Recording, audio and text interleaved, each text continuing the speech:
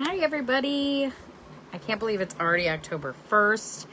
We have 15 days till we start to set up for Scarefest. This will be my 4th year paying, 3 years attending because of the fact that 1 year I couldn't attend because my mom got really sick, and I'm so glad that I was able to spend that time with her. I just spent 2.5 hours deleting videos from my old business because Facebook decided it was going to start giving me every single day, it's been doing this now for 2 weeks, a message that says I'm in this copyright, it's copyright, and I'm just like, okay, I can't do this anymore. Remember how they told us that they were going to delete all of our videos? Well, they apparently did not. So I went in and I had already downloaded all of them, which took me like 2 days because it was 4 years worth of videos. Took me 2 days to download everything. I have it all saved. And so I just went in today and I just deleted everything. I'm redoing my social media. I am changing it up. I'm not going to be posting every single day about the people that I sponsor. I am, however, going to kind of show you guys a little bit more behind the scenes of what we're doing over here at Riverstone Cottage. And so there's going to be a lot of that. I am just in the space of overwhelmed, but excited because Scarefest is coming up. It's one of my favorite events that I do every year. And I've done this now, like I said, for 4 years. I have paid to go, 3 years in attendance, and it feels like it's exciting and it's overwhelming because then you're like, oh, I have to set everything up. I have to take everything down. It's a 3-day event. So with it's actually a 4-day event, but the 3 days of selling, 1 day of putting everything up. So it's not that overwhelming compared to like a 1-day event, which I don't do anymore because my body just can't handle putting up tents, tables and shelves, and then taking everything down. I can't do it anymore. So I don't do any events now that are not at least 2 days. Then I signed up to do Lexington Comic and Toy Convention, which we all call Comic-Con because that's what everybody calls it. So I am doing that again. That'll be at the end of March. And I'm looking into doing some other little markets around Lexington. There's one called Holidays, and it's also at the convention center. It's a 2-day event. I think 1 day is like before is set up and everything like that. I was going to do the fair, but I don't know that I'm going to do a fair. That's a 10-day event. It just feels like it's a little overwhelming. I am, however, going to attend the fairs to see if there's something that maybe I could do. I was looking at these videos and I was just kind of chuckling and reminiscing, and I'm grateful for all of the time that I had with my other company. I learned so much about myself. I learned so much about being a leader. I learned so much about running a business. I learned from amazing people. I met amazing people that are still in my life today. I'm very grateful. I got my voice from that company because I learned to speak up and represent myself. So I'm extremely grateful for every single minute of that time I was there. But I was watching some of the videos from the beginning and I was like, a little cringy. And I realized how much I have changed, how much I have grown in just that 4-year time span. Today is the beginning of October, and it is also our 6th-year anniversary of our business. I literally started in October, and I didn't do anything with the business for a few months because I was just overwhelmed. And I have OCD anxiety, which I knew I had anxiety. I've always been anxious. I've always been OCD. So I just thought, okay, whatever. It wasn't until after my mom passed that I was diagnosed with OCD anxiety. And I'm telling you guys right now, somebody who has anxiety, you'll know what I'm talking about. Everything just feels bigger than it actually is. And then when you have OCD, you literally will like fixate on crazy scenarios, and it takes over. I am in therapy, which is not a bad thing. It's a very good thing. I needed therapy because of all of the loss that I suffered in the past few years. And just the things that I went through, it is not a bad thing to, seek mental help. I hope everybody can get to that point where they can feel comfortable talking about it. I don't know why it's such a stigma, but I also am controlling. I've learned little tips and tricks for myself on how to bring myself back to center. I do a lot of meditation. I write in journals every single day. I write my mom and I write my sister. I make sure everything is posted and ready to go for social media.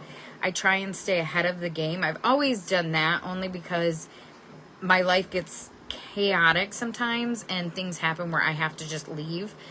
So I'm currently right now 3D printing. I don't know if you guys can hear the 3D printer. The other one went down. We got the parts to fix it, but there is no videos on how to fix it, and the company is on holiday. So I had a little bit of a meltdown yesterday, I'm not going to lie. So the OCD anxiety just got to me really bad, and I kept thinking to myself, oh my gosh, I have so many days in Scarefest. But then I realized, okay, you have a lot of product that's already been packed away. I have 5 totes of products. I have a bunch of stuff sitting here that I am in the process of packing. I have shelves over there that I am in the process of packing. I have product. That's not the issue. The issue is that I can't print more than one print at a time now. It's okay. It's okay. We're gonna pivot. We're gonna work it, because I have sat there and watched some of those videos and I pivoted completely in those 4 years. I have changed products. I have changed just different ways I do things, how I am as a person. When I first started, guys, I'm going to tell you this. This is the funniest thing ever. Okay, so I was a big introvert. No qualms about that. I'm not shaming anybody. If you're an introvert, be an introvert. I did not want to go live. I didn't want to have a team. I didn't want to do any of that, okay?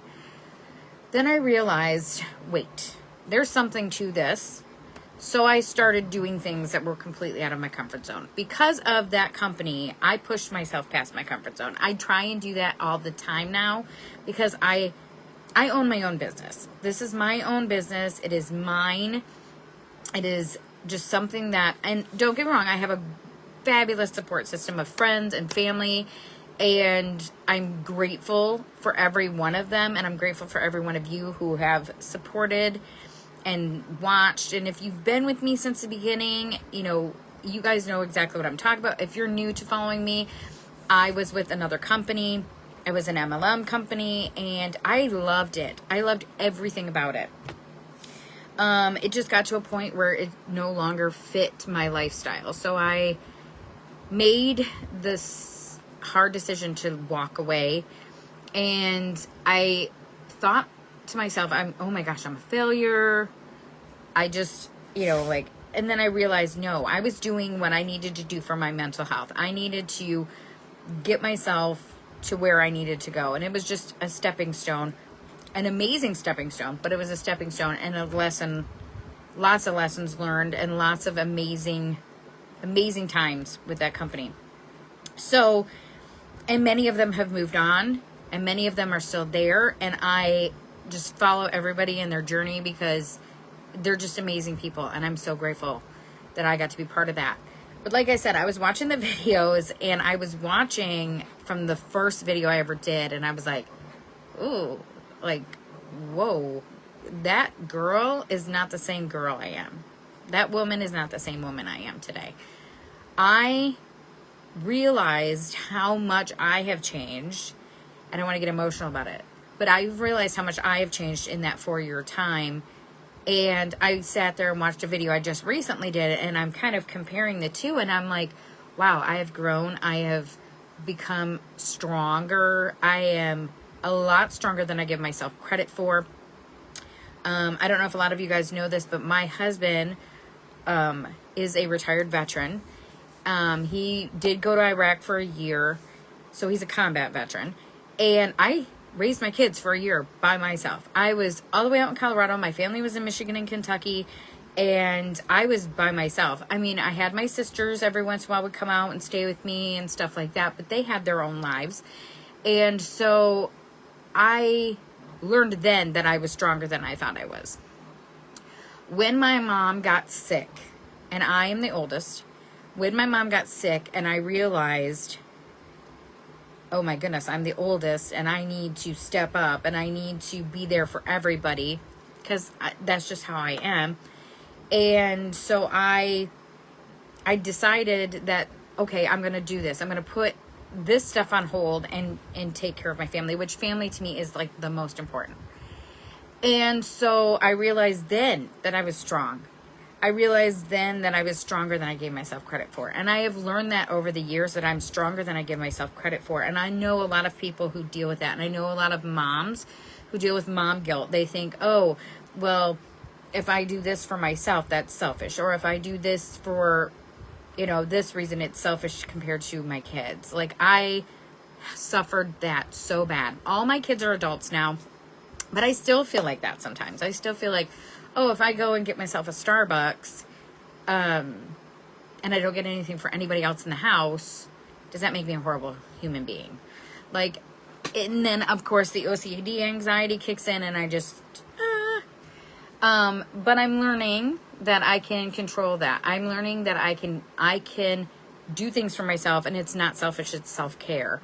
And the biggest reason I'm going live today and talking to you guys is because I just wanted to share my story. I wanted to share that I have changed in the 4 years that I've been doing this.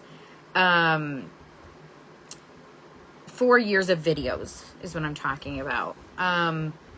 So it looks to me like, oh my gosh, like really, I was one of those people that was like, no, I'm not going to be on camera. I'm not going to do this. I'm not going to do this. I'm not going to do this. And then I got to hear stories of other people and how they grew and how they did that, and it just inspired me to be more authentically me.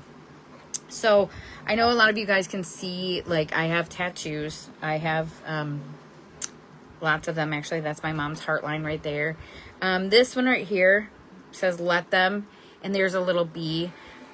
This tattoo is to remind me to let people be where they're at, but the bee represents the team I was with. It was the large team under like all of our other little teams.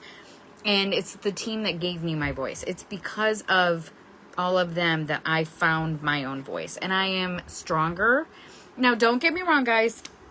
The people I know will tell you, you are strong. You are opinionated. You are independent. You are, all of these things. It was more for me to be like that outside of where my family, were, or the people that I knew. I'm just grateful for every opportunity I've had. As I count down to Scarefest, it's getting more and more exciting. It's getting more and more nerve-wracking.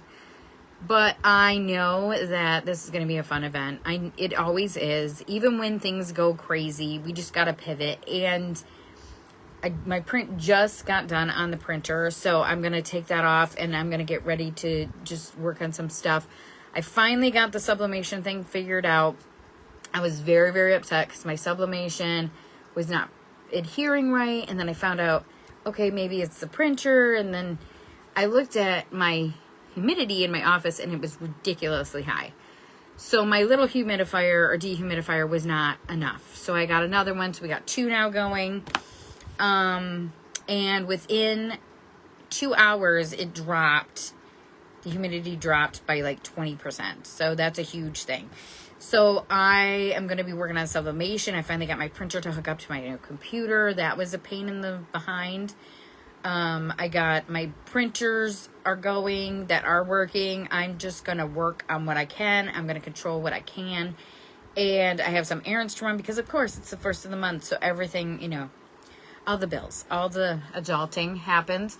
And so I'm going to get ready to go and do all of that. But I want to thank everybody for all of your support.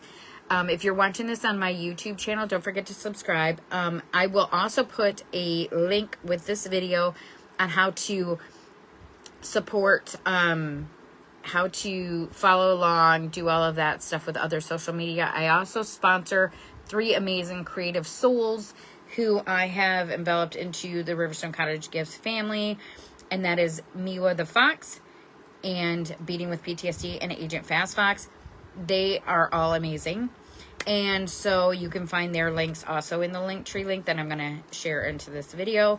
And you guys have a fabulous first of the month. Welcome to October. I'm so excited. And I hope everybody's October starts off amazing and ends even better. So you guys have a fabulous day. I'm sure I will see you guys again soon before Scarefest. If you are wanting to find out what's going on at Scarefest, go onto their website. It's super awesome. You can, Scarefest, I can put a link in here too where you guys can find it. Also, just an FYI, there will be a video on me prepping and preparing my my space. There will be photos I'm going to share with you guys during the event. I will not be posting pictures of celebrities, guys, just so you know. I won't do that because to me that's just not okay. And I'm not going to post pictures of other vendors either because that's their thing. So I will post pictures of like my booth, how I'm setting it up this year. I've changed it. So it's exciting, and I'm super excited to share all that with you guys. Have a great day. Take care, everybody. Bye.